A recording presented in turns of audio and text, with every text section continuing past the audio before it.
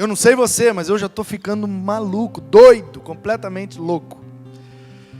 Porque temos que ficar presos dentro de casa, porque a nossa rotina virou de cabeça para baixo, porque os nossos eventos foram adiados, cancelados, postergados, e eu confesso que eu estou tendo muita dificuldade de lidar com tudo isso.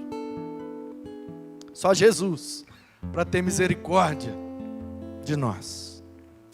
Mas uma coisa é certa, esse vírus veio para nos dar muitas lições. Mas nós temos tido uma aula. Cada dia uma nova aula, ou várias novas aulas. Porque esse vírus realmente veio para que a gente aprendesse algumas coisas. E por isso, e portanto, eu quero te falar nessa noite. O que é que temos aprendido com o coronavírus? E eu quero que você, à medida que essa mensagem for falando ao seu coração, que você vá digitando aí nos comentários. Você está assistindo em alguma plataforma, ou no YouTube, ou no Facebook, ou no Instagram, não importa onde. Se você está assistindo essa mensagem, não importa a data. Se você está vendo esse vídeo e passou pela adversidade do coronavírus, digite aí nos comentários. O que é que você aprendeu com esse coronavírus? E aí eu vou dar aqui a minha perspectiva. E vou falar representando alguns cristãos, uma parte da Igreja de Jesus e alguns pastores, pois eu tenho o privilégio aqui no Espírito Santo de ser o presidente da Ordem dos Pastores Batistas do Brasil, aqui nesse estado. São quase 900 pastores que eu tenho o privilégio e a grande responsabilidade e o enorme desafio de presidir. Então eu estou sentindo o peso dessa responsabilidade.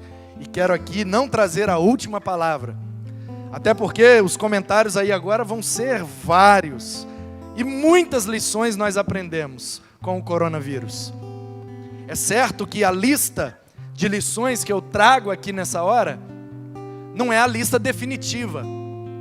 Claro que podemos acrescentar várias outras coisas e várias outras lições. Mas certamente cada uma dessas lições não pode ser tirado dessa lista, porque são lições preciosas e que realmente têm atingido a nossa vida e o nosso coração. E aí eu quero te fazer essa pergunta: o que aprendemos com o coronavírus? Está dando para ver ali o slide? Então, vamos juntos, vamos acompanhando. Quero ler com vocês no livro de Atos, capítulo 13, versículo 36. Atos 13, 36.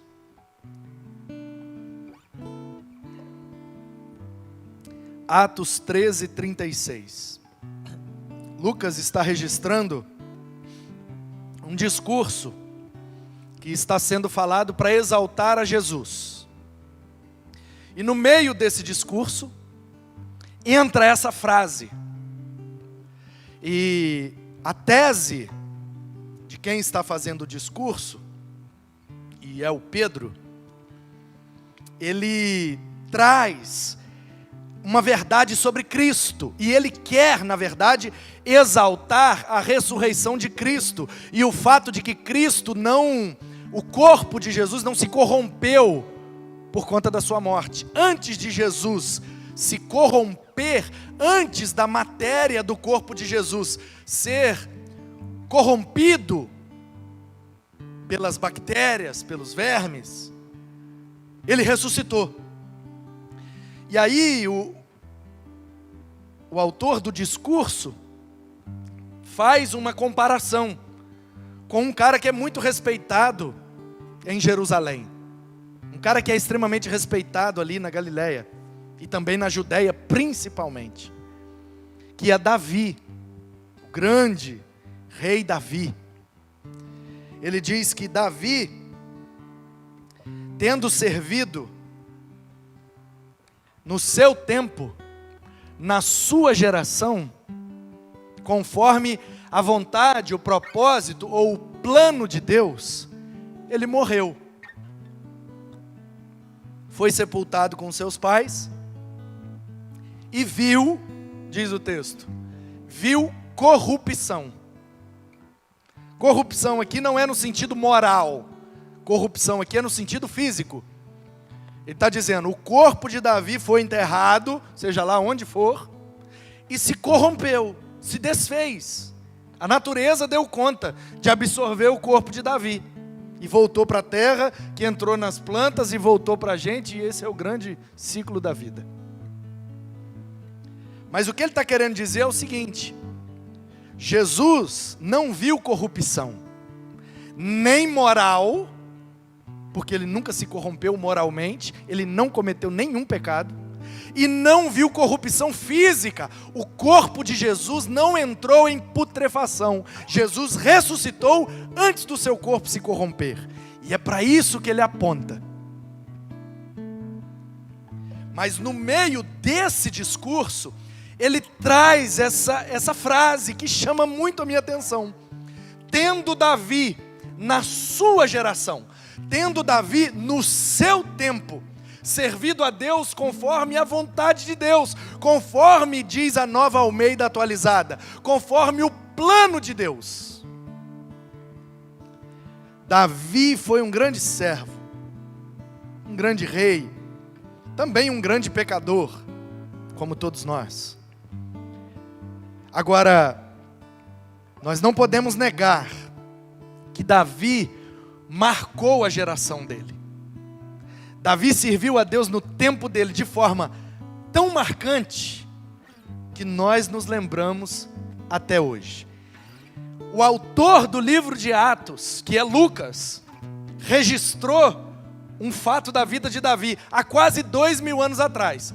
E ele já estava 1000 anos depois do Davi. Portanto, nós estamos aqui hoje, 3000 anos depois, falando de um cara porque ele marcou a geração dele. E o que eu quero dizer, meus irmãos, é o que nós fazemos na nossa geração é que vai reverberar nas gerações futuras. É o legado de Deus em nós que vai como um bastão para as próximas gerações. E a grande pergunta então é: o que é que nós temos feito na nossa geração com relação ao Evangelho? Com relação a esse momento difícil que estamos vivendo? O que é que a igreja tem feito nesse tempo? Porque Davi serviu a Deus no tempo dele, e nós não estamos no tempo de Davi, nós estamos 3000 anos depois de Davi, mas nós temos a mesma responsabilidade, servir a Deus no nosso tempo, na nossa geração, porque daqui a pouco a gente morre, é sepultado com os nossos pais, e o nosso corpo vai ver corrupção. Caso Jesus não volte, esse corpinho aqui já era, os vermes vão comer, e só naquele dia é que, de alguma forma misteriosa, poderosa e milagrosa, seremos ressuscitados. Mas o fato é, como alguém já disse, e eu concordo plenamente, a única geração que nós podemos impactar é a que nós pertencemos. A única geração que nós podemos impactar é a que nós pertencemos. Ou a gente causa um impacto na nossa geração, no nosso tempo, ou a gente não vai impactar as futuras gerações. Porque as futuras gerações só serão impactadas pelo que Deus faz através de mim, se isso causar um impacto primeiro na minha geração. Ah, pastor, mas o Spurgeon, John Wesley, o Moody, o Billy Graham, essa turma toda já morreu. E a gente continua falando deles, claro, porque eles marcaram a geração deles. O Spurgeon só é lido, ouvido, e ainda influencia muitos cristãos hoje, porque ele foi uma grande influência na geração dele. Porque se o Spurgeon tivesse sido um pastor irrelevante lá na Inglaterra, naquele século, nós não falaríamos dele. Portanto, irmãos, nós estamos, como diz o mineiro, com a faca e o queijo na mão. O mundo está preocupado, o mundo está trancado, o mundo está desesperado, e nós temos a esperança para oferecer para o mundo. Porque é a nossa esperança. Na hora que a gente desespera, na hora que a gente enlouquece, a única esperança é Jesus. E Ele é o motivo da gente não chutar o balde.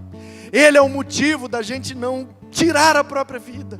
Ele é o motivo da gente não fazer nenhuma besteira. Ele é o motivo. E se nós fizermos dele o único motivo, nós vamos causar um impacto na nossa geração, no nosso tempo. E o nosso tempo é esse. O nosso tempo é agora. O passado já foi. O futuro não chegou. Nós só podemos fazer as coisas no presente.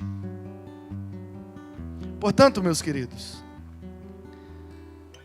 em linguagem espiritual, o coronavírus tem sido um presente de Deus para nós, para que nós façamos alguma coisa no presente, porque nós precisamos, como igreja, dar uma resposta. E tudo vai depender do que estamos aprendendo com isso, porque o coronavírus vai passar, vai. Daqui a pouco nossa vida volta ao normal. Daqui a pouco eu estou aqui com o Maurício, não sei se com Israel, espero que sim outras vezes. E esses bancos, Maurício, como você já viu, vão estar lotados de gente. E a grande pergunta é, qual é a igreja que vai voltar aqui para esses bancos depois do coronavírus? Uma igreja que aprendeu a lição, uma igreja que foi impactada por Deus e virá para se reunir, para impactar essa geração nesse tempo? Ou vai vir para continuar sendo só um clube de convivência, onde a gente se encontra e agora pode beijar e abraçar à vontade? Qual é realmente a nossa preocupação com o coronavírus? É não sair de casa, é não abraçar, é não beijar, é não trabalhar, é não produzir? Ou é não impactar a nossa geração? E aí eu quero pensar em 3 perspectivas. O que o mundo aprendeu com o coronavírus, o que a igreja aprendeu com o coronavírus, está aprendendo, e o que os pastores estão aprendendo com o coronavírus. Na minha leitura, e eu sei que essa lista é enorme, mas eu separei só 10 lições. Então acompanha comigo. O que o mundo aprendeu? O que o mundo aprendeu? O que é que o planeta, o que é que a humanidade está aprendendo com o coronavírus? Vamos, Tainá.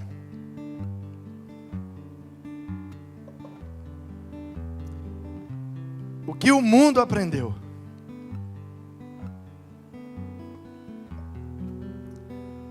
Voltam, isso, obrigado. O que o mundo está aprendendo com o coronavírus? Em primeiro lugar, o mundo está aprendendo que o ser humano é frágil, é fraco, é limitado, e um vírus que a gente não consegue nem ver está colocando 7 bilhões de pessoas em pânico, porque nós somos frágeis. E aí, surge uma grande questão, logo no primeiro tópico. E eu poderia parar nisso aqui e ficar a noite inteira falando. Porque tem muita gente que diz que não crê em Deus porque não consegue ver Deus. Porque não consegue sentir Deus. Porque não consegue provar Deus. Ok, você vê o vírus. Você sente o vírus. Você entrevista o vírus. Mas você está com medo do vírus, né? Meu querido, pode até ser que Deus não exista e nós estamos aqui viajando na maionese, fazendo religião e tentando aplacar um pouco a consciência do ser humano, e quando a gente morrer vai todo mundo para o mesmo buraco. Ok. Vamos fazer um teste aqui rapidinho, nós dois? Vamos supor que você não crê em Deus porque você disse que não pode provar. Eu não posso olhar num microscópio igual eu vejo o vírus lá, com as coroinhas dele, igual uma mamona. Eu fazia muita guerra de mamona quando eu era criança, e quando eu vi a imagem do vírus, eu lembrei das mamonas que a gente jogava um no outro. O coronavírus é igual uma mamona, né? Bom, pelo menos a gente chamava de mamona lá onde eu morava, né? Um negocinho verdinho com as pontinhas, igualzinho coronavírus. Ah, eu consigo olhar no microscópio e ver o vírus, por isso que eu acredito. Ok. Você consegue com o microscópio. E a gente consegue pela fé. A fé não é um microscópio, é um macroscópio, porque para ver Deus tem que abrir panoramicamente, porque Ele é eterno. A fé é o nosso macroscópio, a gente vê Deus em tudo, a gente vê Deus na criação, a gente vê Deus no ser humano, a gente vê Deus agindo, a gente vê coisas sobrenaturais, naturais e subnaturais, tudo revela Deus, porque a fé é para nós um macroscópio. Mas vamos voltar ao teste, vamos supor que você é um ateu, e não acredita em Deus, está tentando me convencer de que eu estou errado, eu sou maluco, lunático, e não existe esse negócio de Deus. Ok, então quando a gente morrer, a gente vai para o mesmo lugar, certo? Eu e você vamos ser comidos de verme, certo? Eu e você não teremos vida após a morte, morreu, acabou, certo? Certo. Então nós estamos quites. Veja bem, se os ateus estão certos, nós não perdemos nada por acreditar. A gente vai morrer e vai ficar igual a eles. Acabou. Eles morrem, acabou, e nós morremos, acabou. Estamos iguais, certo? Perdemos nada por acreditar. Tivemos uma vida um pouco melhor, porque trabalhamos mais, agimos com mais moralidade, com mais justiça, com mais equilíbrio, fomos melhores pais, melhores filhos, melhores funcionários, porque o Evangelho vai nos moldando, ainda que seja uma ajuda só moral e cívica, mas pelo menos ficamos um pouco melhores durante a vida, e quando morreu, estamos iguais a eles. Porque eu não conheço ninguém que bata no peito e diga: olha, o ateísmo transformou minha vida. Depois do ateísmo, eu parei de fumar, parei de beber, parei de adulterar, parei de roubar, e agora eu sou uma nova pessoa depois do ateísmo. Você conhece alguém que tenha esse discurso? Então, nós não perdemos nada por acreditar. Agora vamos inverter a lógica. Nós estamos certos. Deus existe e julgará a todos no final. E só serão salvos os que creem em Cristo e fazem dele o seu Senhor, o seu Salvador. E aí? Estamos iguais? Esse é o grande dilema. Não perdemos nada por acreditar. Mas, se estivermos certos, se a Bíblia estiver certa, vocês que não acreditam, perderão não muito, perderão tudo, porque passarão a eternidade fora de Deus, e fora dele não há vida. Longe de Deus e longe dele não há vida. Portanto, só restará uma morte eterna. Pense nisso. Quem acredita não perde nada, mas quem não acredita pode perder tudo. E isso então traduz a nossa fragilidade humana. A gente é ser humano. Consigo provar que Deus existe? Não. Da mesma forma que eu, Manu, eu não sou um cientista. Eu também não consigo provar que o vírus existe. Mas eu acredito nos especialistas. E eu fico com medo dele, porque eu sei que eu sou frágil. Pois bem, nós somos os especialistas da Bíblia. Por que será que quando a gente anuncia, se previnam, creiam em Cristo, a humanidade é muito frágil, não dá para confiar na medicina, na ciência ou no dinheiro, tem que confiar somente em Deus, na pessoa bendita de Jesus. Nós somos o especialista dessa causa, dessa matéria, estamos dizendo para vocês, previnam-se. E o povo não ouve a gente.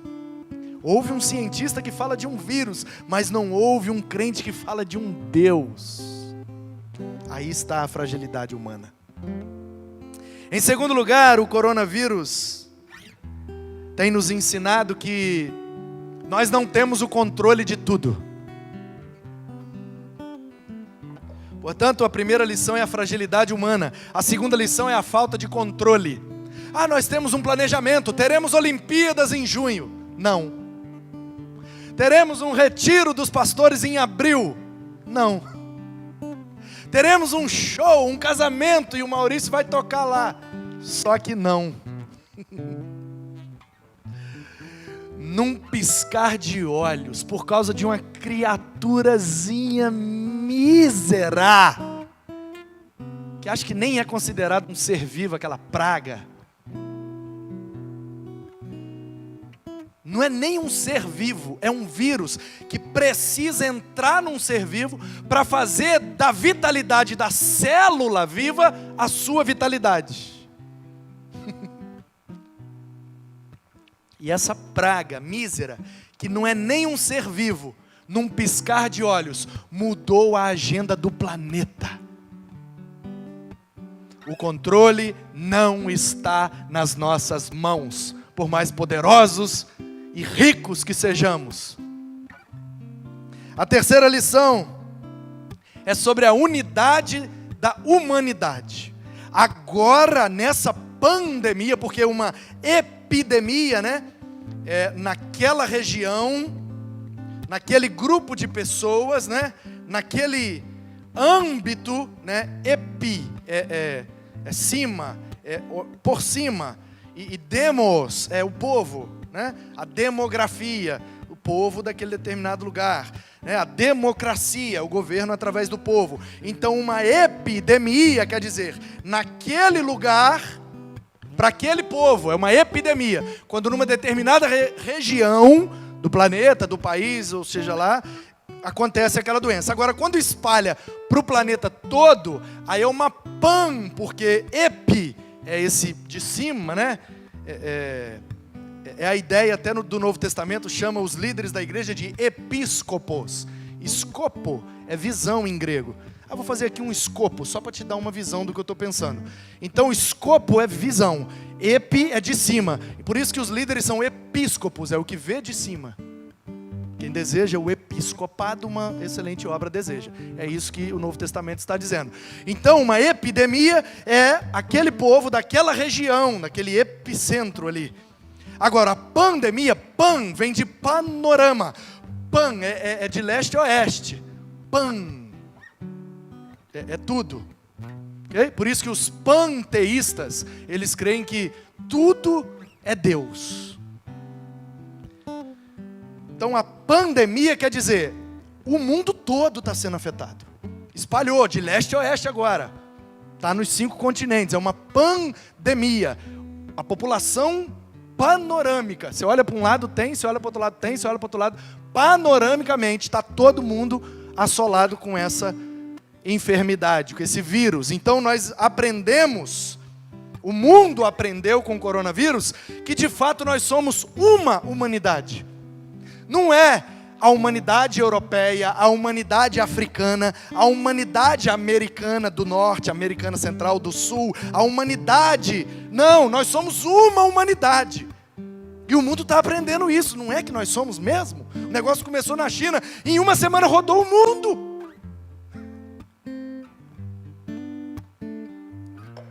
Somos um, como Ele e o Pai é um, porque nós somos feitos à imagem e semelhança dEle, e Ele mesmo sendo muitos, Pai, Filho e Espírito, é um, nós mesmo sendo muitos somos um, porque somos imagem dEle, semelhança dEle, nós nos assemelhamos a Deus, porque mesmo sendo muitos, somos um, e agora o mundo está aprendendo que realmente isso é verdade, não tem vocês e nós, só tem nós. Porque se tiver em você, pode pular para mim. E aí não é você, nem é eu, é nós. É um povo só. E aí eu me lembro do Einstein. Diz a história, não sei se é verdade, porque o povo inventa muita lorota usando o nome do Einstein, porque dá moral, Einstein. Mas diz uma história, se não é verídico ou não, não importa, a mensagem é bela. Diz a história que ele chegou uma vez no aeroporto e foi fazer lá o seu check-in, nem sei se é aeroporto, na época do Einstein já tinha avião, sei lá.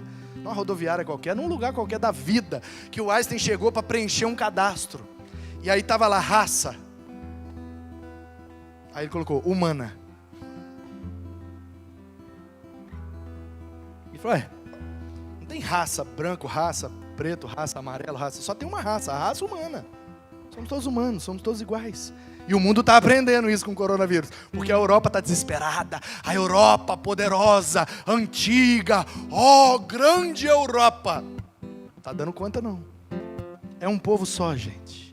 A quarta lição que o mundo está aprendendo é sobre a importância da prevenção. Prevenir é melhor que remediar. Minha avó, minha bisavó, minha trisavó, meu bisavô que morava lá na Itália, meu trisavô que nunca saiu lá da Itália, talvez ele já falava essa frase: é melhor prevenir do que remediar. Você não permitir que aconteça é muito melhor do que resolver depois que acontece. E o mundo está aprendendo. Higiene, tem que lavar as mãos. Olha, o coronavírus veio para ensinar que tem que lavar as mãos. Eu nunca tive coronavírus e eu lavo a mão. Toda vez que eu vou no banheiro eu lavo a mão. Toda vez que eu vou comer eu lavo a mão. Toda vez que eu chego no ambiente eu lavo a mão. Se eu mexo em alguma coisa suja, encosto no chão, passo a mão num cachorro ou abraço alguém, eu lavo a mão. Teve que vir um vírus para ensinar a gente que prevenir é melhor. Que seja. A quinta lição é sobre a importância do lar. O mundo está aprendendo a ficar em casa, nem que seja na marra. Porque a nossa casa às vezes é um lugar muito ruim e a gente muitas vezes se torna rueiro, se torna da rua e acaba sendo influenciado por coisas ruins na rua, porque a gente não gosta do nosso lar, porque a gente não fez do nosso lar um lugar bom de ficar. E agora a gente está sendo obrigado a ficar em casa. E aí o coronavírus está nos ensinando a importância que tem o lar, a família, o comer junto, o conversar, o bater papo, assistir uma coisa juntos. A importância do lar na vida de um ser humano. A sexta lição que o mundo está aprendendo é a importância da família. Olha, fique em casa, fique com os seus, proteja os seus. Se você tem um parente no grupo de risco, cuidado com ele, porque você pode ser um transmissor para ele. Olha só, o mundo precisou de um vírus para nos ensinar a importância da família. A sétima lição é a importância dos idosos. O mundo está sendo obrigado a privilegiar os idosos, porque eles são o grupo de risco. E nós que não ligamos para os idosos, esse mundo egoísta que acha que o idoso não vale mais nada, meu Deus, o mundo está se curvando à importância dos idosos, e nós estamos nos esforçando para proteger os nossos idosos, porque até que enfim está caindo a ficha de que os idosos são realmente importantes. A oitava lição que o mundo está aprendendo com o coronavírus é a importância do cuidado. O cuidado, tome cuidado com você. Mas não basta você tomar cuidado só com você, você tem que tomar cuidado também com o outro, porque você pode ser um transmissor, você pode ser um receptor, o outro pode ser um transmissor, um receptor, então vamos todo mundo cuidar de todo mundo. Olha, temos que cuidar de nós, do outro, do planeta. Tomem cuidado, higienize as coisas. A importância do cuidado. O mundo está aprendendo na marra. A nona lição que o mundo está aprendendo com o coronavírus é a importância do altruísmo, que é o contrário de egoísmo. Ego, eu, no grego. Então o egoísmo é a filosofia, a ideologia de viver em função de mim, do meu ego. Altru é o outro. Então altruísmo é viver em função do outro, é pensar no outro antes. O mundo está sendo obrigado a pensar no outro. Por quê? Porque pode ser que eu não tenha o vírus, mas vai que ele tem. Então nós temos que nos proteger, todo mundo. Não é só me proteger, tem que proteger todo mundo, porque uma hora eu vou ter que sair de casa. Então eu preciso pensar no outro também. E aí eu acho maravilhosa a lição que eu aprendi com um amigo meu. Joel está lá embaixo, alguém poderia... Você faz favor para mim, querido? Pede para o Joel Mi estar lá embaixo, trazer um golinho d'água para mim. Obrigado. Israel. Para quem não sabe, eu fui durante um tempo skatista profissional. E de 99 a 2003, praticamente, eu morei e vivi lá em São Paulo, por conta do skate.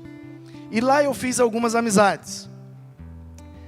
E uma das amizades que eu fiz lá em São Paulo, no skate, é de um descendente de japonês. Ele era neto, eu acho que neto é Ninsei, Sansei é filho e Ninsei é neto de japonês, né? Ele era neto de japonês, o nome dele era Marcelo Akazawa, e ele era morador da zona leste de São Paulo, e ele era skatista, dos bons, muito estiloso e tal, e ele, por falta de emprego e oportunidade, por conta de uma facilidade na família, ele foi para o Japão, passar um tempo no Japão trabalhando. E voltou do Japão, trouxe umas câmeras, umas lentes e tal, umas coisas modernas, a gente ficou doido na época, que a gente não via aquilo. E aí ele trouxe a câmera e começou a filmar, e filmou várias manobras, e acabou tendo uma parte, uma espécie de entrevista com ele, num vídeo que era muito famoso na época, o Chiclé, e uma parte dele que ficou clássica, histórica, que ele fez com a câmera que ele mesmo trouxe lá do Japão.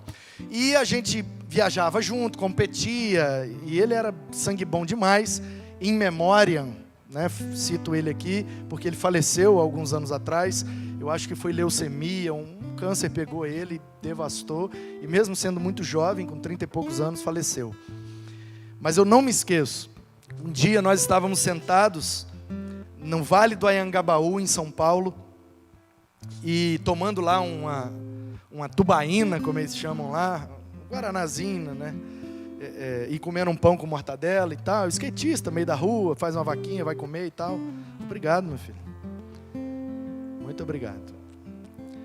E aí a gente ali comendo um pão com mortadela e guaraná e batendo um papo, e aí eu, muito curioso, virei para ele e falei assim: ô Kazawa, cara, por que os japoneses, que a gente vê nas matérias quando passa no jornal, os japoneses andam com aquelas máscaras lá no Japão? Obrigado. Porque a gente fica vendo, cara, no jornal, e os caras, onde eles vão com aquelas máscaras, né? E a gente vê um monte de japonês usando essa máscara. Por que eles usam aquilo? Com medo de pegar doença? Lá no Japão dá muita doença. Porque, olha como é que a gente é egoísta, né, cara? A gente já pensa assim, a pessoa está de máscara porque ela não quer pegar a doença. Não é o que a gente pensa? É, porque nós somos egoístas. Aí o Akazawa me deu uma lição, que é a lição que o mundo está aprendendo. A importância do altruísmo. Ele disse: não, mano, japonês não usa máscara para não pegar a doença, não. Eu falei: ah, é? Então por que ele usa máscara? Para não passar a doença. Quando o japonês está gripado, ele não sai na rua gripado sem máscara, para não transmitir o vírus para outra pessoa. Porque a gripe é um vírus, mano, e pega através da saliva. Falei: caramba, então todos aqueles japoneses de máscara que eu vejo nas matérias, eles estão pensando em não passar a doença para o outro. Ele falou: é educação oriental, pensa no outro antes de pensar em si mesmo. Rapaz, que lição, hein? E o mundo agora está aprendendo que a gente tem que usar máscara. Não é porque a gente não pode pegar a doença, é porque a gente pode transmitir a doença.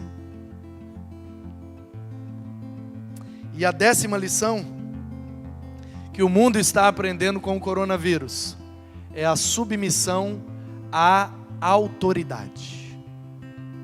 O mundo anda muito anarquista, sem liderança, sem submissão, sem aceitar o que vem de cima para baixo, sem respeitar as autoridades médicas, civis, militares, pedagógicas, eclesiásticas, religiosas. O mundo está muito cada um por si, e a pós-modernidade trouxe essa coisa de relativizar as coisas. Então, eu tenho a internet, eu posso pesquisar, eu posso aprender, eu não preciso de você, e você sabe tocar mais violão do que eu, mas eu não preciso te respeitar por isso, porque eu sei mais enxugar a testa do que você, então eu não preciso te respeitar, e a gente não respeita mais ninguém, e não tem mais autoridade. Aí o povo não vê mais a polícia como autoridade, o governo como autoridade, os professores como autoridade, os médicos como autoridade, os líderes religiosos e espirituais como autoridade. O mundo está sem autoridade, está todo mundo, cada um por si, mas agora está todo mundo obedecendo às autoridades. Não pode sair de casa, gente, sossega. Quem disse que não pode sair de casa? O médico. Mas quando o médico falou para não comer a carne gordurosa, a gente comeu. Quando o médico falou para a gente ter uma atividade física, para não acumular enfermidades, a gente não fez atividade física. Quando o médico falou para a gente fazer uma dieta, a gente não fez. Quando o médico receitou aquele remédio ou aquele tratamento, a gente não tomou. A gente não fez. Por quê? Porque a gente não respeita a autoridade. Mas agora o médico falou, fica em casa. A gente ficou. O político vai na televisão e fala, olha gente, vai ser bom pra gente isso, aquilo. Aí, ó, tudo ladrão, tudo vagabundo, não sei o quê. A gente não respeita as autoridades governamentais. Aí agora o cara vai na televisão e diz, fica em casa, baixa um decreto. Todo mundo obedeceu. O mundo está aprendendo a se submeter às autoridades, nem que seja pelo poder de um vírus. Aleluia. Porque a Bíblia diz que toda autoridade foi constituída por Deus. E Deus usa todas as autoridades sobre a minha vida para me abençoar, me orientar. E eu preciso, entre a orientação da autoridade e a orientação da autoridade máxima, que é Deus, colocar na balança. Mas enquanto a autoridade humana não me pedir algo contrário à autoridade máxima divina, eu preciso me submeter às autoridades que estão sobre mim, aos meus médicos, professores, militares, governantes, os civis, o jurídico, o legislativo, o judiciário. Respeitar e se submeter às autoridades. O mundo precisa voltar a se submeter. Não estou falando da volta do militarismo, estou falando da volta do respeito, da volta da honra, da volta de termos o privilégio de sermos liderados e orientados por quem sabe mais do que nós. Essas são então as 10 lições que o mundo está aprendendo com o coronavírus. Que o ser humano é frágil, que nós não temos o controle, que a humanidade é uma só, que é importante prevenir, ficar em casa, cuidar da família, dos idosos, cuidar de todo mundo, de si mesmo, pensar no outro antes de pensar em mim e me submeter às autoridades, porque assim Deus vai honrar a minha vida. 10 lições preciosas que esse vírus veio para nos ensinar. Agora vamos para a igreja. O que é que a igreja aprendeu com o coronavírus? O que é que a igreja tem aprendido com o coronavírus? Bom, já que o mundo aprendeu 10, então para a igreja não ficar com ciúmes, vamos também de 10 lições. Primeiro, já que o mundo aprendeu que o ser humano é frágil, a igreja está aprendendo que Deus é forte. A fragilidade humana e a fortaleza divina são 2 lições que temos aprendido nesses dias. O ser humano não pode, mas Deus pode. O ser humano não consegue, mas Deus consegue. É impossível para Deus, nada é impossível. Ele continua sendo nossa fortaleza, o nosso refúgio, o nosso amparo, a nossa cura, a nossa vida, a nossa esperança. E ainda que o vírus nos mate, encontraremos em Deus, após a morte, uma fortaleza. Porque o vírus pode me tirar desta vida. O vírus pode me tirar das mãos da minha esposa. O vírus pode me tirar das mãos do meu filho. Mas o vírus não me tira das mãos de Deus. Deus é forte, poderoso. Aprendemos também que Deus continua no controle. Ao mesmo tempo que o ser humano não tem controle, a humanidade achou que ia ter Olimpíadas e não teve. Não vai ter. Porque nós não temos o controle. Mas Deus continua no controle. No controle da minha vida, no controle da minha história, no controle da história da redenção da humanidade. Ele nos dá a liberdade de tomar as nossas decisões e nos faz reféns das consequências. Portanto, Ele continua no controle e todas as coisas cooperam para o nosso bem, porque nós amamos a Deus e fomos chamados segundo o seu propósito. Deus é fortaleza, Ele continua no controle. Em terceiro lugar, aprendemos a ter unidade na adversidade. e o povo está dividindo álcool em gel, o povo está dividindo comida, o povo está aprendendo a comprar as coisas de quem está mais perto, está aprendendo a pensar nas pessoas, está aprendendo a ter unidade na adversidade. A igreja tem aprendido essa preciosa lição, que uma adversidade, ela não nos destrói, ela só nos torna mais unidos. O que nos destrói são os nossos problemas, as nossas adversidades pessoais. A gente não consegue conviver junto. É o meu problema e o seu problema que destrói a nossa vida e a nossa relação. Mas as adversidades externas, elas não nos destroem. Pode reparar, quem é pastor sabe, e quem está na igreja há muito tempo sabe, e quem é casado há muito tempo sabe. O que separa um casamento são as adversidades internas. Uma adversidade externa não separa casamento, une mais ainda. Um filho ficou gravemente enfermo. Uma esposa perdeu o emprego e vai passar agora uma dificuldade financeira. Tiveram que mudar de casa para uma casa menor, estão ganhando menos, tiveram que vender o carro, vão andar de moto. Nada disso separa casamento, isso une ainda mais o casal. O que separa são os pecados, é a natureza pecaminosa, é a mentira, é o adultério, é a falsidade, a enganação, é o pecado humano que corrói as nossas relações. As adversidades só têm uma função: nos unir, nos fortalecer e nos fazer crescer. Em quarto lugar, a igreja está aprendendo que a separação traz saúde. Fique em casa, não vá para as aglomerações, para evitar o contágio. As boates foram fechadas, os estabelecimentos que promovem aglomerações foram fechados, hotel, restaurante, shopping, etc. Ficou um monte de gente em casa. Eu queria que alguém fizesse um estudo de quantas mortes, de quantos sequestros, de quantos desaparecimentos aconteceram nesse período de coronavírus. Certamente a taxa foi lá embaixo. Por quê? Porque ficou cada um na sua casa. Nós nos separamos e por isso evitamos o mal. A Bíblia diz que temos que ser santos, porque Deus é santo. E santidade na Bíblia significa separação. A igreja está aprendendo com o coronavírus que tem que se separar das aglomerações, e isso evita muito problema, isso evita muito pecado, isso evita muita morte. Morte espiritual, morte física, morte emocional, morte de tudo quanto é esfera. Precisamos ser separados, e isso só aumenta a nossa saúde. Em quinto lugar, aprendemos como igreja qual é o lugar mais importante da nossa vida.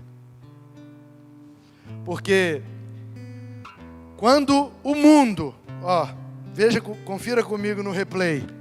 Quando o mundo se sente frágil, nossa força está em Deus.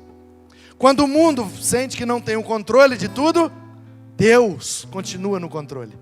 Quando o mundo aprende que a humanidade é uma só, nós sabemos que a humanidade é uma só, que a igreja é uma só, somos um corpo em Cristo e as adversidades vêm para nos fortalecer.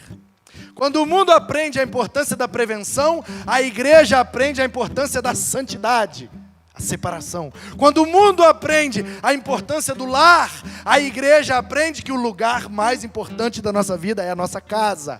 Porque o que nós somos em casa, seremos fora. E precisamos ser em casa o que nós somos fora. E precisamos ser fora o que nós somos em casa. Tratar os de dentro igual os de fora igual os de dentro. Precisamos ser um só e acabar com essa hipocrisia. Em sexto lugar, a igreja está aprendendo com o coronavírus onde é que começa a igreja. Onde uma igreja começa? Vamos alugar um espaço, vamos botar cadeiras e luz, show, câmera, contrata um músico, um pregador e começou uma igreja. Não, isso é um negócio, isso é business. Igreja começa com uma família. Onde começa a igreja? Na família. começou numa casa com aquela família, e foi para o quarto, foi para a sala, foi para a garagem, foi para a rua, aí sim alugou um lugar e foi, comprou um terreno, fez um templo e lá. Igreja não começa com parede, igreja começa com gente, porque gente é igreja, parede é prédio. A igreja de Jesus é o que nós somos, e nós somos família. Então, onde começa a igreja? Começa na nossa casa, começa na nossa família. Creia no Senhor Jesus e será salvo, tu e a tua casa. E aí nasce uma igreja. Quando o mundo aprende, em sétimo lugar, a importância dos idosos, a igreja aprende a valorizar a sabedoria, porque a sabedoria está com os mais experientes, a sabedoria está com os anciãos, a sabedoria está com os mais vividos, eles são os mais sábios. Os jovens podem ser mais fortes, mas os idosos são mais sábios. Precisamos valorizar, não podemos perder o grupo de risco, porque perderemos a nossa sabedoria. A quem nós vamos consultar quando quisermos uma orientação? Então não podemos perder os idosos, mas não é por causa da vida, é também, mas principalmente por causa da sabedoria contida naquela vida. Quando a igreja aprende, em oitavo lugar, a importância do cuidado, nós, e aí agora eu quero falar na perspectiva da Igreja Batista Guaranhuns, nós percebemos que esse é um tema que vem de Deus. O mundo está falando que temos que nos cuidar, e nós abrimos o mês de janeiro cuidando uns dos outros. Fevereiro, cuidado, por causa do carnaval. Março, vamos cuidar uns dos outros com a alegria de Jesus. Aí vem o coronavírus para dizer, temos que falar de cuidado. E a igreja já estava profeticamente estudando sobre o cuidado. Deus é a nossa fortaleza, Deus continua no controle. Nós somos o povo separado, que dentro da nossa casa e com a nossa família vamos ser a igreja. Por quê? Porque Ele tem nos dado direção e orientação, até nos mínimos detalhes. Em nono lugar, enquanto o mundo aprende a importância do altruísmo, pensar no outro antes de si, a igreja se lembra do uns aos outros. Alguém já disse, e eu concordo, que a expressão que mais revela a igreja no Novo Testamento é a expressão uns aos outros. Note bem, uns no plural, aos outros no plural, porque igreja é plural. Eu não sou igreja. Não sou. Eu sou servo, eu sou discípulo, eu sou crente, eu sou salvo, eu sou aquilo que Deus quiser, mas igreja eu só sou com vocês. Porque igreja é 2 ou 3, é vós sois, é nós somos. Você não encontra essa frase no Novo Testamento, tu és igreja, ele é igreja, eu sou igreja. Não, porque igreja é uma palavra plural, eclésia, é assembleia, é ajuntamento. Como que eu vou fazer um ajuntamento comigo mesmo? Uns aos outros. A igreja está aprendendo com o coronavírus que tem que cuidar uns dos outros, que um dia eu que cuido, no outro dia eu sou cuidado. Essa equivalência, somos todos corpo. Quando a igreja aprende a se submeter à autoridade, a igreja aprende com o coronavírus a se submeter, em 10º lugar, ao pastoreio. Por que é que não tem ninguém aqui? Porque o pastor falou que não pode ir para a igreja. Por que é que não tem ninguém congregando nas igrejas? Porque os pastores disseram que não pode. Ah, mas o médico falou que não pode. O médico fala tanta coisa e a gente continua fazendo. Ah, mas a polícia. Ah, mas o presidente, cara. Se os pastores tocassem o barco, não vamos fechar nada não. Quem quiser vir, que vem. Não ia estar lotado.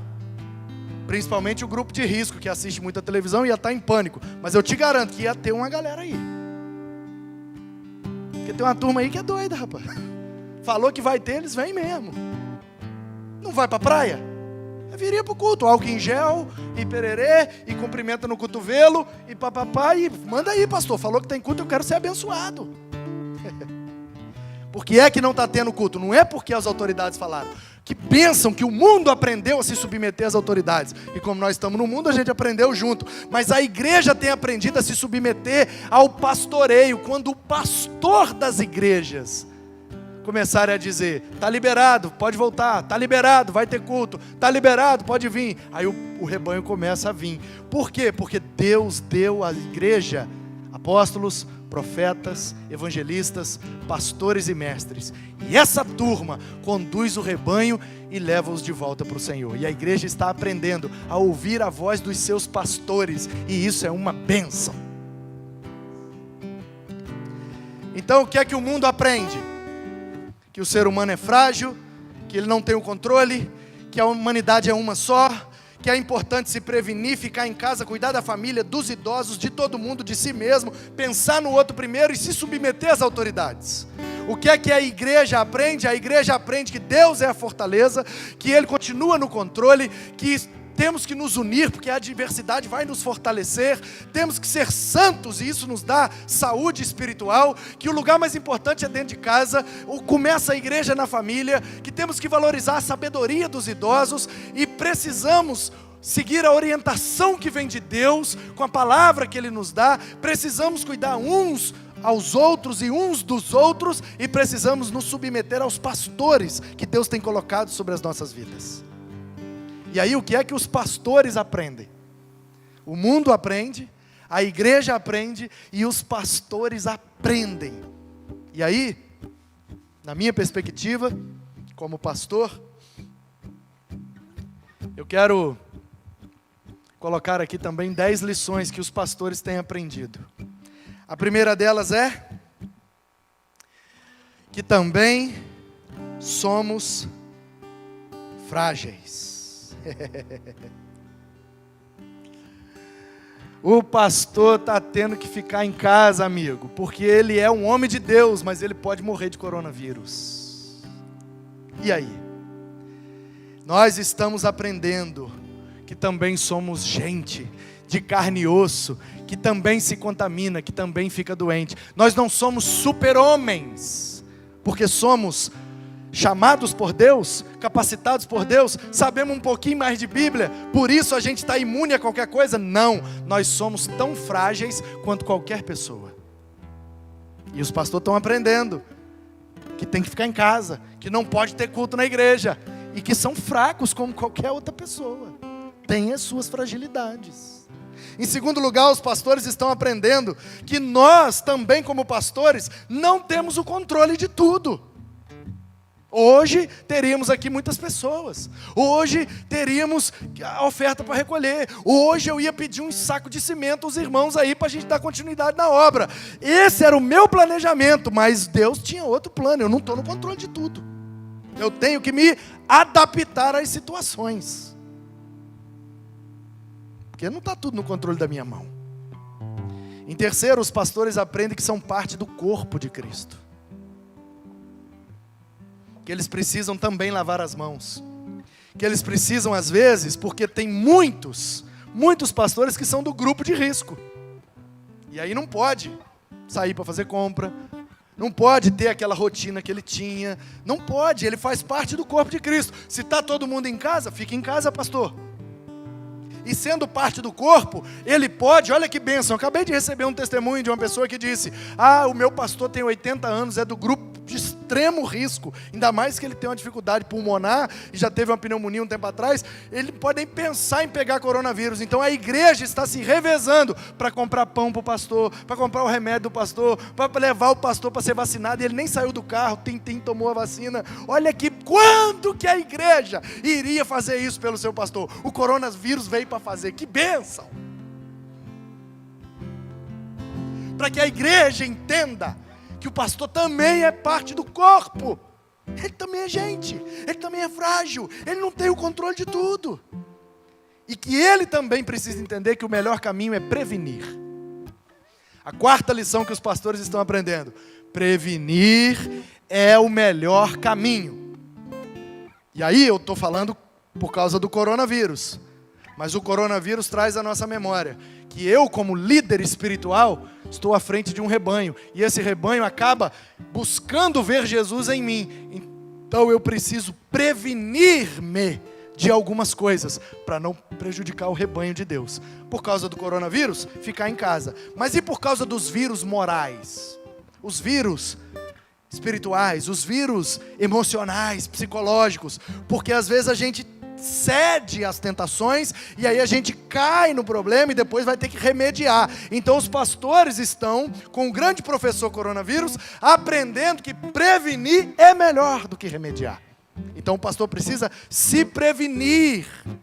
E aí isso traz a quinta lição, que é ficar em casa e descansar sem culpa. E aí eu sou pastor, eu mexo com isso, eu sei do que eu estou falando. Nós, os pastores, nós estamos pirando o cabeção, porque agora a gente é obrigado a ficar em casa, e aí o que é que a gente vai ficar fazendo em casa? A gente está em casa, dá a impressão de que a gente está vagabundando, que a gente não está fazendo nada, porque eu não posso fazer uma visita, eu não posso atender no gabinete, eu não posso receber o povo na igreja, eu não posso fazer o que eu fazia para mostrar para o rebanho que eu cuido deles, que eu trabalho também, mas agora eu tenho que ficar em casa, e agora eu sou obrigado a descansar, e agora? Eu não posso, e aí os pastores ficam tudo doidos, caçando coisas para fazer, porque não consegue descansar sem culpa. Eu conheço um monte de pastor que não tira férias, que não tira folga, que trabalha, eu sou muito imperativo, eu faço muita coisa ao mesmo tempo, meu querido, mas eu jogo meu basquete, de vez em quando eu durmo até meio-dia e não estou nem aí, porque nenhum CNPJ merece o meu AVC. Eu não preciso morrer pela igreja, Israel. Jesus já fez isso. Entendeu? Nenhum pastor precisa morrer pela igreja. Ele já fez, Jesus já fez. Então, pastorzão, nós temos aprendido essa lição. Fica dentro de casa, vai ler, vai estudar, vai preparar uns sermões aí, vai aprender a mexer na internet, vai usar o tempo que você está tendo livre para aprender a mexer com a tecnologia. Você foi postergando, depois eu vejo isso, ano que vem eu mexo com isso, canal no YouTube não sei o que, não serve para nada, não quero aparecer não, agora está todo mundo sendo obrigado a fazer.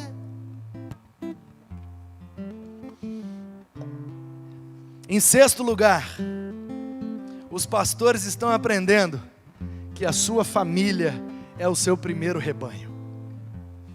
Porque a gente está conseguindo pastorear só a família mesmo, e olhe lá.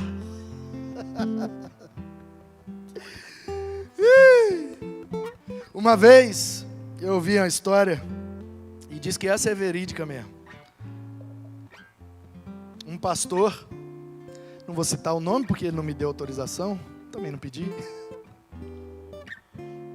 Diz que uma pessoa ligou para um pastor, G, e disse: ô pastor, estou precisando conversar urgente com o senhor pode me receber aí agora, ou vir aqui em casa agora? E aí o pastor falou: ih rapaz, eu já tenho um compromisso. Ô pastor, mas compromisso inadiável, não tem como mudar? Não, mas é com ovelhas também da igreja. Ah pastor, puxa vida, mas eu precisava do senhor agora. Não, hoje infelizmente eu não posso te atender, vamos pensar num horário amanhã ou depois, mas hoje a minha noite já está comprometida com algumas ovelhas, eu já fiz o compromisso, e aí eu não posso deixar de atender umas ovelhas para atender outra, então hoje eu não posso, irmão. Não pastor, tudo bem, eu entendo. Aí marcaram outro horário. Aí o irmão estava meio chateado da vida, não queria ficar em casa, porque o ser humano não quer valorizar ficar em casa, está aprendendo agora. Aí ele pegou sua carteira, pegou o telefone, não, quer saber, não vou ficar aqui em casa não, porque eu vou ficar pensando besteira, eu vou dar um passeio ali no shopping, vou dar uma aliviada na cabeça. Aí ele foi para o shopping, gente. Quando ele chegou lá, quem é que estava sentado numa mesa comendo uma pizza? O pastor, com a esposa e os filhos. Ah, o irmão se encheu de razão. Pastor, o senhor não me disse que tinha um compromisso sério com ovelhas, que era inadiável? O senhor está comendo uma pizza aí com sua família? Por isso mesmo, meu querido, essas aqui são minhas principais ovelhas. São minhas ovelhas antes de você, e serão minhas ovelhas depois de você. Se Deus me levar para uma outra igreja, ou se Deus levar você para outra igreja, ou se você morrer, ou se eu, não importa. Importa que a minha família é o meu primeiro rebanho. Eu preciso discipular eles, preciso cuidar deles. E os pastores, por causa do coronavírus, estão sendo obrigados a ficar em casa. E aí o pastor tem que dirigir agora um culto no lar. Eu tenho o privilégio, graças a Deus, pela visão que nós temos aqui, de ter um pequeno grupo na minha casa, toda semana. Louvores são cantados, orações são feitas, e a palavra é estudada no sofá da minha sala. Que privilégio, que bênção, mas não é todo pastor que tem esse privilégio. E agora o coronavírus está forçando a ele a falar da Bíblia no sofá da casa dele, que ele não fazia há muito tempo. Que lição esse corona veio, hein? Para dar na gente. Em sétimo, né, Tainá? Sétimo, se o mundo está aprendendo a valorizar os idosos, e a igreja está aprendendo a valorizar a sabedoria, os pastores estão aprendendo a valorizar a mentoria dos mais idosos, dos mais anciãos, do grupo de risco. Porque o pastor que está no grupo de risco, ele não pode sair de casa, mas ele pode responder no WhatsApp, ele pode atender um telefone. E eu que sou um pastor jovem, que nessa situação de crise, muitas vezes não sei o que fazer, eu me recorro a esse grupo de risco que não pode sair de casa, mas a orientação dele vai valer muito para mim. Então os pastores estão se comunicando mais. Ei, e aí, como é que está na sua igreja? Ei, e aí, como é que você está fazendo aí? Nunca vi os grupos de pastor tão animado, agitado. E os pastores estão se falando, se perguntando, se conversando, às vezes brigando, mas estão trocando informações, o processo de mentoria. Eu ajudo você, você ajuda ele ajuda eu, e a gente se ajuda para todo mundo sair da crise. Que bênção que é isso! Em oitavo lugar, os pastores estão aprendendo a ouvir as ovelhas. Porque às vezes naquele assunto o pastor não é o mais entendido, e aí ele é obrigado a ouvir a voz de uma ovelha dele. Um pastor que sabe tudo de Bíblia, de espiritualidade, de fé, é um homem de Deus, mas ele tem uma ovelha que é médico, e aí na hora da dúvida ele recorre a quem? A ovelha dele, que é polícia, que trabalha no governo, que vai ter uma informação privilegiada, ele está aprendendo a ouvir. Agora, esse tópico 8 que eu coloquei por causa da nossa situação. Então eu disse, o mundo está aprendendo a valorizar o cuidado mútuo. A igreja está aprendendo a importância do uns aos outros. E o que é que os pastores estão aprendendo? A ouvir as ovelhas. E aí, no tópico 8, lá na lição da igreja, a oitava lição é que esse tema do cuidado veio de Deus para nós. O mundo agora está falando de cuidado, mas a gente já está falando desde janeiro. Nós fomos, olha que privilégio, uma voz profética para esse tempo, 3 meses atrás. Mas o que nós falamos em janeiro foi decidido numa reunião lá em novembro. E aí, Maurício, você não estava na reunião, você não sabe. Mas essa ideia de trabalharmos o cuidado em todos os meses do ano não foi minha. Nós fizemos uma reunião com os ministros, os líderes principais da igreja, e um irmão, que é um líder, é líder dos diáconos, é um líder, é músico, é professor de EBD, exerce uma liderança muito eficiente e proeminente aqui na igreja, mas em relação a mim, ele é minha ovelha. E foi ele que disse: pastor, o ano passado a gente não trabalhou a hospitalidade, receber os irmãos, agora que já aprendemos a receber, o próximo passo é aprender a cuidar. Então vamos falar do cuidado. Eu falei, tá aí, gostei, o que é que vocês acham? Todo mundo, gostamos também. Então vamos seguir a ideia do Abner. Não foi minha ideia. E aí eu ouvi o Abner, e o Abner foi um instrumento de Deus para trazer a ideia do cuidado. E porque eu ouvi o Abner, nós podemos hoje dizer, agora o mundo fala de cuidado. Nós já estávamos falando desde janeiro, porque eu ouvi uma ovelha, e os pastores estão aprendendo isso com o coronavírus agora. Olha que bênção. Em nono lugar, os pastores estão aprendendo a agir pensando nos outros. Enquanto o mundo valoriza o altruísmo, eu tenho que pensar no outro antes de mim. Porque ele pode ser transmissor, ele pode ser receptor, a gente tem que se proteger. Então agora os pastores estão aprendendo a agir pensando nos outros, principalmente com relação à tecnologia. Meu telefone não para de pastor me perguntando como é que faz live, como é que fica a qualidade, como é que faz desse jeito, como é que faz aquilo, como é que faz não sei o quê. Por quê? Porque o pastor está preocupado em alimentar o rebanho dele, e agora ele não tem outra opção, tem que ser de forma virtual. Aí um monte de pastor que não se preocupava com as redes sociais, agora está sendo obrigado a agir pensando nos outros. E aí eles estão se virando, e eu estou achando o máximo, estou achando muito bom, porque a internet estava cheia de heresia, de conversa fiada, de blá blá blá, gospel e sei lá mais o que. E agora eu estou vendo os pastores simples, os pastores homens de Deus, pastor que lê a Bíblia e prega o Evangelho, agora ele está lá na internet, e a internet está pulverizada de mensagem boa, de teologia boa, de cuidado verdadeiro e pastoral.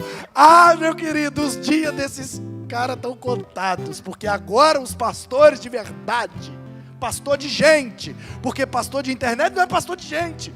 Nós estamos na internet, mas antes de estar na internet, eu sou pastor aqui da igreja. Eu fico ali no gabinete atendendo pessoas, eu faço visitas, eu vou lá almoçar com o Maurício, e vou lá não sei o quê, e a gente roda e faz visita, vai no aniversário do povo, e come junto, e ora junto, e chega junto, a gente cuida de gente. Como resultado, a gente foi para a internet. Mas tem um monte de gente, os famosos da internet, que eles já foram para a internet antes de ser cuidador de gente. E agora eu estou vendo um monte de pastor, cuidador de gente, emergindo para a internet, porque é a única opção. E aí a internet está lotada de conteúdo maravilhoso. E isso é uma bênção. E em último lugar, o mundo está aprendendo a se submeter às autoridades, aos líderes, governantes. A igreja está aprendendo a se submeter ao pastoreio, porque é o pastor que está dizendo se vai ter culto, se não vai ter, como é que não é. É o pastor que está mandando o conteúdo, a live, etc, etc. E os pastores estão aprendendo a se submeter às autoridades. Até os mais valentes. Porque tem uns mais valentes que nos primeiros dias, eu não fecho igreja não. Já fechou. Fechou. Uma turma que falou, não, isso é só uma gripezinha, vai dar nada, vamos tocar o barco. Já está quietinho dentro de casa. Porque a gente cai às vezes nesse engodo e nessa ideia maligna de que nós somos homens de Deus e nada pode nos parar. E um vírusinho veio para mostrar que nós somos sim paráveis.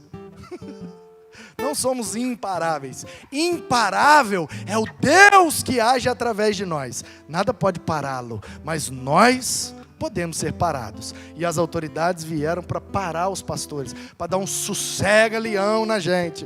E a gente foi obrigado a sossegar. E isso está sendo uma bênção.